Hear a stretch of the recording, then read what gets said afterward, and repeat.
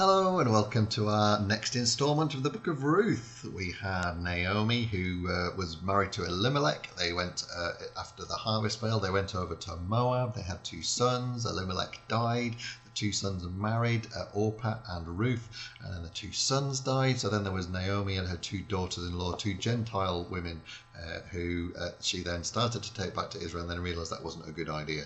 So she sent them home, but Ruth went with Naomi. They arrived back in Bethlehem, but they had nothing. So Naomi sent Ruth to glean in the fields, to go and pick up the fallen grains of wheat. And she did that, but she ended up, as it happened, in the fields of a man named Boaz, who looked after her really, really well and really sort of welcomed her into the fold. Even though she was a Gentile, she was able to share all the things that the Jewish people were eating and drinking, which is really unusual. And then she went home to Ruth and told Naomi all about it. And Naomi said, "What, Boaz? Gosh, he's related to my husband, and he will be able to help us." So we're finding out now what's going to happen next. Now that this connection has been made, what is it that next happens? Naomi and Ruth are going to come up with a plan, and we'll find out what happens when they put the plan into action. So this is Ruth chapter 3. One day Naomi said to Ruth, "It's time I found you a husband. He will give you a home and take care of you.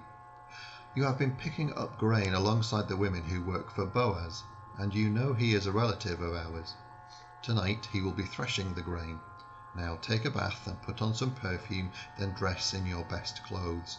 Go where he is working, but don't let him see you until he has finished eating and drinking. Watch where he goes to spend the night. Then when he is asleep, lift the cover and lie down at his feet. He will tell you what to do." Ruth answered, "I'll do whatever you say." She went out to the place where Boaz was working and did what Naomi had told her. After Boaz finished eating and drinking and was feeling happy, he went over and fell asleep near a pile of grain. Ruth slipped over quietly. She lifted the cover and lay down near his feet. In the middle of the night, Boaz suddenly woke up and was shocked to see a woman lying at his feet. "Who are you?" he asked. "Sir, I am Ruth," she answered, "and you are the relative who is supposed to take care of me, so spread the edge of your cover over me." Boaz replied, "The Lord bless you. This shows how truly loyal you are to your family. You could have looked for a younger man, either rich or poor, but you didn't. Don't worry, I'll do what you have asked. You are respected by everyone in town. It's true that I am one of the relatives who is supposed to take care of you, but there is someone who is an even closer relative. Stay here until morning, then I will find out if he is willing to look after you. If he isn't, I promise by the living God to do it myself. Now go back to sleep until morning." Ruth lay down again, but she got up before daylight because Boaz did not want anyone to know she had been there. Then he told her to spread out her cape, and he filled it with a lot of grain and placed it on her shoulder. When Ruth got back to town, Naomi asked her what had happened, and Ruth told her everything. She also said, "Boaz gave me this grain because he didn't want me to come back without something for you." Naomi replied, "Just be patient and don't worry about what will happen. He won't rest until everything is settled today."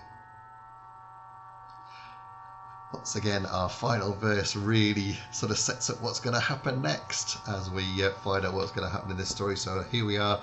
Naomi sends Ruth to Boaz, and Boaz is really impressed by her loyalty to Ruth. She's come to him because Boaz can look after the family. So Ruth is not looking after her own well-being in that sense, not looking out for her own life, but looking out for the well-being of her family. And Boaz is saying, "Look, I'll do my best. I will be very happy to do that, but there's someone else who has a closer claim. We need to sort out that first."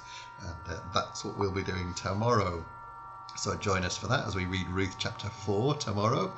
And don't forget too that the reason we're reading these at this moment is because we've got our Bible book group, which will be joining together on Wednesday the 11th of September at 7 o'clock in Denholm Shared Church, where we will talk about Ruth and also about Esther, which we'll start reading next week. But join me tomorrow for the final instalment, the final chapter of Ruth.